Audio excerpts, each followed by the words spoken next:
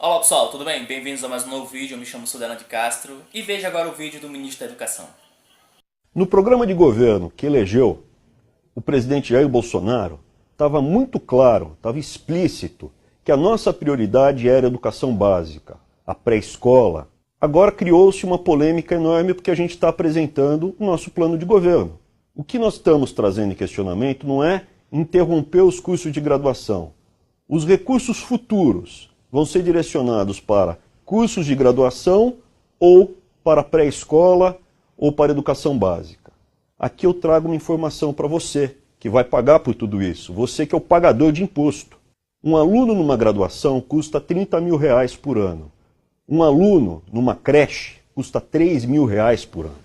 Para cada aluno de graduação que eu coloco na faculdade, eu poderia trazer 10 crianças por uma creche. Crianças que geralmente são mais humildes, mais pobres, mais carentes e que hoje não tem creche para elas. O que você faria no meu lugar? Pois bem, meus amigos, eu jamais imaginaria que um ministro da Educação fosse chegar aqui e atacar centros, investimentos para centros universitários. Por muitos anos o Brasil ele sempre pediu que tivesse um investimento na educação universitária para que jovens de classe mais humildes pudessem chegar. E os governos anteriores, como o caso de Fernando Collor, Fernando Henrique, disseram que o custo era muito alto para colocar alunos dentro de centros universitários. Por muito tempo não houve investimento nessa área e as universidades eram voltadas para quem tinha muito dinheiro. Só que o governo anterior, o governo do Lula e da Dilma, conseguiram investir tanto na educação de nível superior quanto na educação básica. E aí você vem o ministro da Educação, que ele é um homem da administração, ele é formado, ele é mestre em administração, se não me engano, da mesma forma que eu sou especialista na administração. Então nós somos dois homens da área de administração. Então quando ele vem falando um negócio desse, me entristece porque eu acho que ele esqueceu as aulas de economia, que nós temos cadeiras na faculdade. O Brasil, senhor ministro, Abraham Weintraub, e está disponível no site impostômetro.com.br, arrecadou 2 trilhões 388 bilhões 541 milhões 448 mil 792 reais e 42 centavos. É um dinheiro muito alto. É um dos países que mais arrecada imposto. E aí você pergunta por que é que não tem dinheiro suficiente para investir na saúde e segurança, principalmente na educação. É muito dinheiro. Não é? Você sabe quanto é que é o rombo da Previdência atual, que estão para nós? É de 350 bilhões. Arrecadamos 2,4 trilhões. É números. É uma coisa muito astronômica para não bater a conta, não fecha.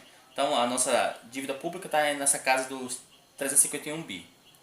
Mas aí existem caminhos de poder viabilizar recursos, sim. E o senhor pediu, se eu estivesse no lugar do senhor, o que faria?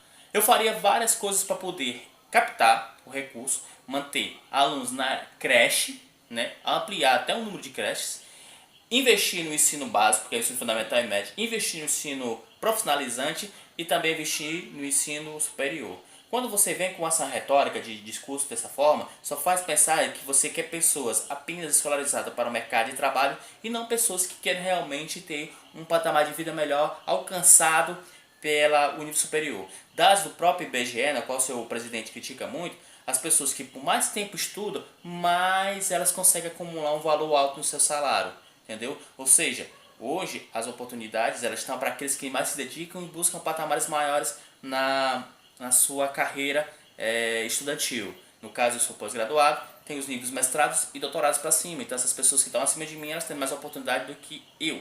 Eu tenho mais oportunidade que as pessoas que estão abaixo de mim. Então isso é a forma correta de toda a pirâmide, da pirâmide chamada pirâmide social.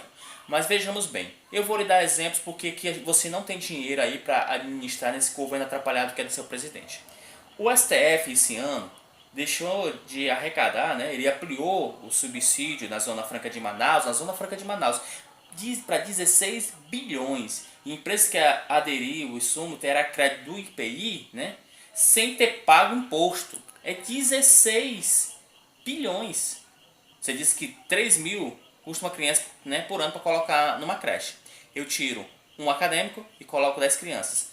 Imagine quantas crianças eu colocaria com 16 bilhões. É um cálculozinho muito bacana. Eu colocaria aproximadamente aí para mais de 30 mil crianças na escola. Muito. Aí, que é outro exemplo, veja bem. Sabe quanto é que o Brasil perdeu em tributos para os acionistas do Banco Itaú, Bradesco e Santander?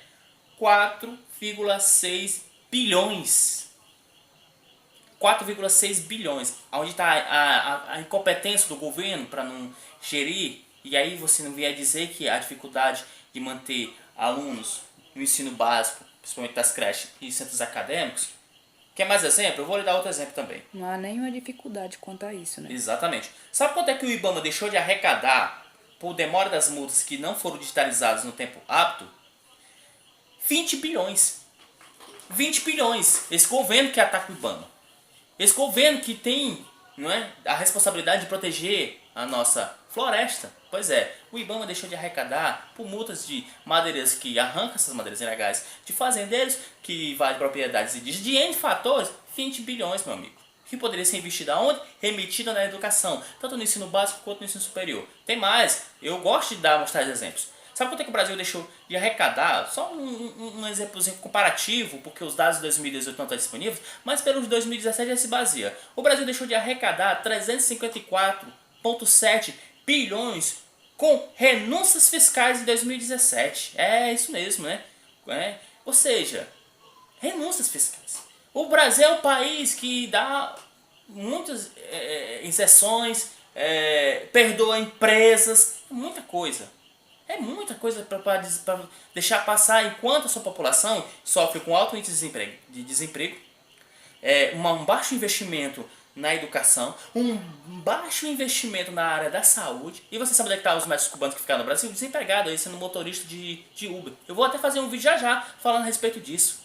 Ou seja, a saúde tão precária, mas o fato é a educação. Porque o jovem acadêmico, ele dá um custo maior e eu poderia colocar 10 alunozinhos na creche. E eu lhe pergunto, e o governo, o dinheiro que ele faz com tantos bilhões? Quer mais exemplo? Eu vou dar um exemplo.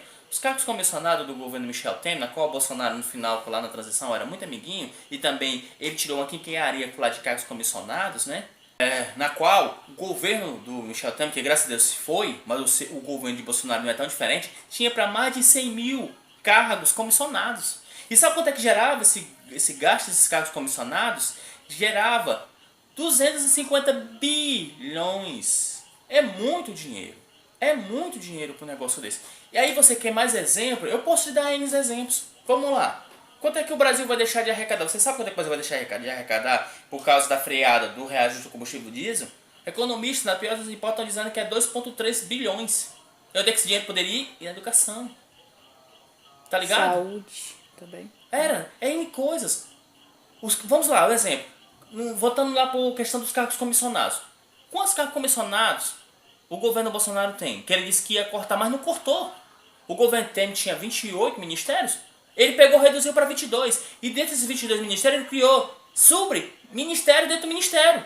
O Ciro Gomes até mostrou. É uma palhaçada. O que ele reduziu? Ele criou um superministério.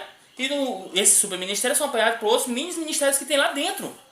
O gasto na máquina pública continua. E você vem com essa cara deslavada, descarada e dizer que vai cortar investimento porque o 30 mil reais num país que perdoa dívidas de bilhões, principalmente de redes bancárias como Itaú, Santander, né, Bradesco e impostos de empresas, dizendo que o universitário, o jovem acadêmico, gera um custo que não pode colocar crianças nas creches. Esse é o maior depafute que eu já ouvi. Isso é uma coisa estarrecedora, vindo de um ministro, vindo de uma pessoa que era, até um dia desse atrás, professor universitário. Tu tem raiva, Tu tinha raiva de ser professor universitário? Essa política, essa ideologia olavarista só está prejudicando a educação do Brasil. Eu não consigo deslumbrar R$1 investimento na educação nesse governo. Ele quer cobrir um santo e descobrir no outro. Ele não consegue ter um planejamento. O seu companheiro que teve antes de você era um incompetente geral na educação. Agora você se mostra um outro, pior ainda do que ele. Você está querendo cortar áreas que não é para ser cortadas.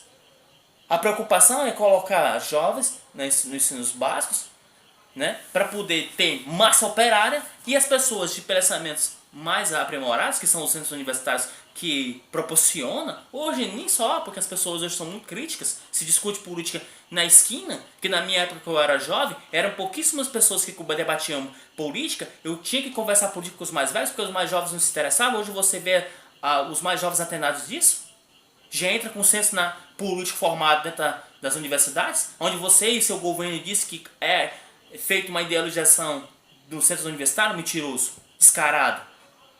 Fosse por isso, o de menor de 16 anos não estava voltando. Foi liberado. Se conversa política agora em qualquer canto no Brasil. Então essa sua forma de chegar e dizer isso e perguntar o que faria em seu lugar, eu tinha N possibilidade de poder fazer. Só que eu não estou no seu lugar. Aí o que acontece? Eu tenho que ficar vendo a besteira que você está fazendo. E ainda querer justificar algo que não é justificável. É um governo atrapalhado. Bom, pessoal, no mais eu me despeço aqui. Infelizmente tivemos que debater sobre esse assunto, na qual o Brasil poderia estar preocupado em investir na educação, mas pelo que estou vendo, não tem mais jeito não. Valeu!